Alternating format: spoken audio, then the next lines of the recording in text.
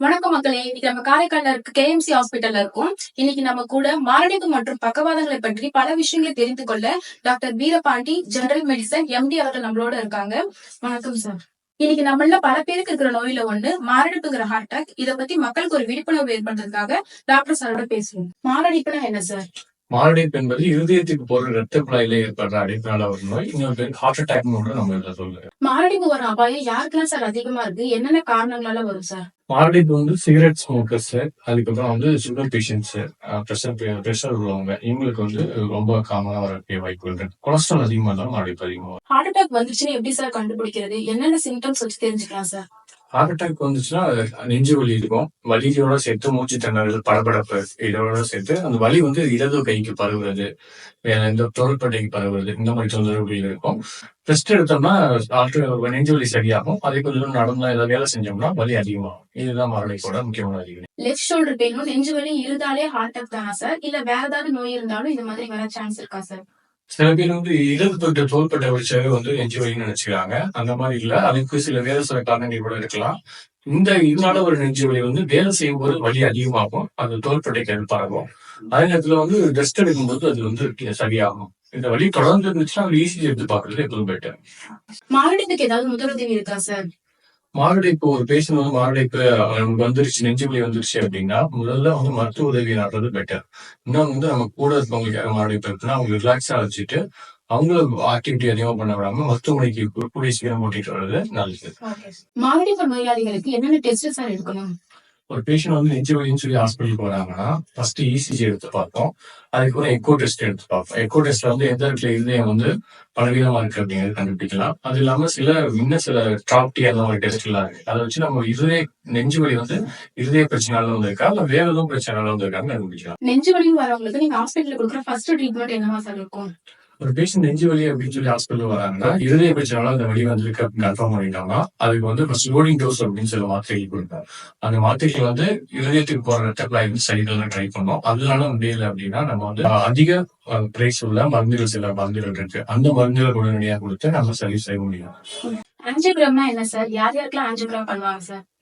Angiogram என்பது இருதயத்துக்கு போற ரத்த குழாய்கள்ல இருக்கிற ஒரு சாதாரண எக்ஸ்ரே படம். நம்ம வலது கையில ஒரு கெட்டிச்சல் மாதிரி ஒண்ணு இருக்கு. அதை டை இதயத்தில் செலுத்துவாங்க. அதனால அது எக்ஸ்ரே எடுத்து பாக்குறது. இது ஒரு சிம்பிள் ப்ரொசீஜர் தான். 99.9% இதுல காம்ப்ளிகேஷன்ஸ் ரொம்ப கம்மி தான். ஆனா ஸ்டென்ட் வைக்கும்போது சில காம்ப்ளிகேஷன்ஸ் வர வாய்ப்பு இருக்கு. Okay sir. இப்ப ஸ்டென்ட்னு சொன்னீங்க. ஸ்டென்ட்னா என்ன சார்? அது யாருக்கெல்லாம் வைப்பாங்க சார்? எல்லா மாரடைப்பு நோயாளிகளுக்கும் வைப்பாங்களா சார்? ஃபர்ஸ்ட் ஆஞ்சியோகிராம் பண்ணி பார்க்கும்போது எந்தெந்த ரத்த குழாய்கள் அடைப்பு ஏற்படுது அப்படின்னு சொல்லி ஃபர்ஸ்ட் தெரிஞ்சுக்குவோம். ஸோ அது ஒரு சில குழாய்கள் மட்டும் அடைப்பு ஏற்பட்டுதான் ஸ்டென்ட் வைக்கலாம். 3 குழாய்களையும் அடைப்பு ஏற்பட்டிருக்கு சில பேருக்கு அப்படின்னா அப்ப அவங்களுக்கு பைபாஸ் சர்ஜரி சஜஸ்ட் பண்ணுவாங்க. ஸோ ஃபர்ஸ்ட் ஸ்டென்ட் பெட்டரா இல்ல நம்ம அந்த பேஷண்ட் கட்டியை கரைக்கிறதுக்கு மருந்து பெட்டரா அப்படின்னு கேட்டோம்னா ரெண்டுமே ஈக்குவல் தான். எது ஃபர்ஸ்ட் பண்றோமோ அது சிறப்பானது. மாரடைப்பு வந்தவங்க வாழ்க்கை முறையில என்னென்ன சார் மாத்திக்கணும்? அப்படி மாத்திட்டா திரும்ப உங்களுக்கு அட்டாக் வராம தடுக்க முடியுமா சார்? மாரடைப்பு வந்துருச்சுன்னா ஸ்மோக்கிங் ஸ்டாப் பண்ணணும். ஸ்மோக்கர்ஸ் தான் மாரடைப்பு ரொம்ப காமன். ஸ்மோக்கர்ஸ் ஸ்டாப் பண்ணாவே திருப்பி வர்றதுக்கான வாய்ப்புகள் ரொம்ப கம்மி. அடுத்து இந்த மருந்துகளை சரியா உட்கொள்ளணும். சாப்பாடு முறைகள் மாற்றணும். கொலஸ்ட்ரால் கம்மியான மருந்துகள் சாப்பாடுகளை சாப்பிடுறது பெட்டர். இப்ப மாரடைப்பு இருக்கிறவங்க என்னென்ன மாத்திக்கணும்னு சொன்னீங்க சார்.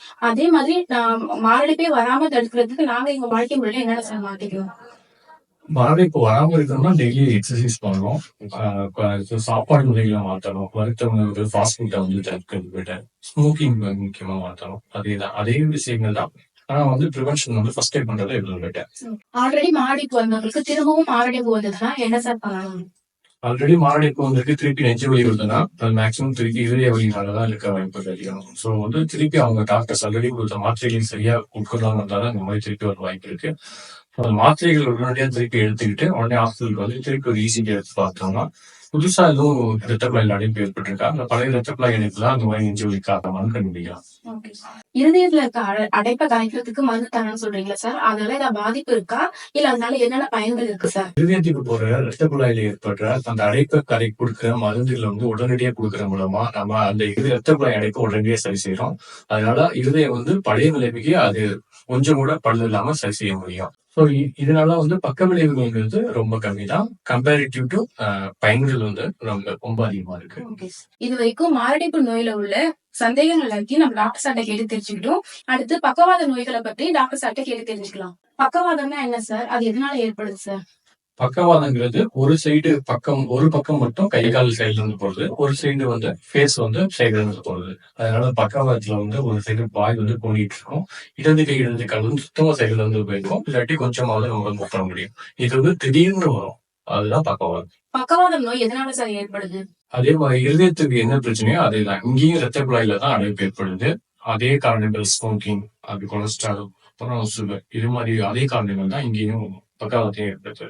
பக்கவாதம் வந்தவங்களுக்கு என்னென்ன முதலுதவி சார் பண்ணணும்? எவ்வளவு நேரத்துல ஹாஸ்பிட்டல் கூட்டிட்டு வரணும் சார்? பக்கவாதம் வந்தவங்களுக்கு வந்து ஃபர்ஸ்ட் தண்ணி குடுக்கவே கூடாது. சில பேருக்கு வந்து தண்ணி முழுங்க முடியாத நிலைமையில இருப்பாங்க. தண்ணி குடுத்தா குறையிற வாய்ப்பு இருக்கு. ஸோ அது வந்து பக்கவாதவங்களுக்கு தண்ணி குடுக்கறத தவிர்க்கணும். ஹாஸ்பிட்டலுக்கு வந்து 3 to 4 மணி நேரத்துல கூட்டிட்டு வந்தா நல்லது. Okay sir. 3 to 4 மணி நேரத்துல கூட்டிட்டு வரணும்னு சொல்றீங்க சார். ஒரு வேளை கூட்டிட்டு வரலன்னா என்ன சார் ஆகும்? கூட்டிட்டு வந்தா உங்க உயிரை காப்பாத்த முடியுமா சார்? பக்கவாதத்துல மூளைக்கு போடுற ரத்த குழாயில அடைப்பு ஏற்பட்டிருக்கு. அது வந்து ஒரு 4.5 மணி நேரம் தான் மூளையால ஆக்சிஜன் இல்லாம தாக்கு பிடிக்க முடியும். அதுக்குள்ள நம்ம வந்து இந்த ரத்த குழாயை சரி செஞ்சுட்டோம்னா மூளை வந்து பழைய நிலைமைக்கு திருப்பி வந்துடும். அந்த இடம் கை கால்கள் வந்து திருப்பி நார்மலா 4.5 மணி நேரத்துக்கு லேட்டா வந்துட்டோம்னா அப்போ நம்ம வந்து ட்ரை பண்ண முடியும். ஆனா அந்த அளவுக்கு பெட்டர் ரிசல்ட்ஸ் கிடைக்காது. பக்கவாதம் வந்தவங்களுக்கு எந்த மாதிரி ஹாஸ்பிட்டல் சார் கூட்டிட்டு போகணும்? பக்கத்துல இருக்க ஆரம்ப சுகாதார நிலையம் அந்த மாதிரி கூட்டிட்டு போலாமா சார்? பக்கத்துல உள்ள ஆரம்ப சுகாதார நிலையங்கள்ல வந்து ஃபர்ஸ்ட் முதலுதவி வேணா கொடுக்க முடியும். ஆனா வந்து பக்கவாதம் உள்ளவங்களுக்கு வந்து சிடி ஸ்கேன் பார்த்து நம்ம வந்து அதுல ரத்த குழாய் அடைப்பு ஏற்பட்டிருக்கா, அந்த ரத்த குழாய் வந்து வெடிச்சு அதனால வந்து கவனம் வந்து கண்டுபிடிக்கிறதுக்கு சிடி ஸ்கேன் உள்ள ஒரு மையத்துக்கு போறது நல்லது. Okay sir. பக்கவாதத்துக்கு என்னென்ன சிகிச்சை முறைகள்லாம் இருக்கு சார்?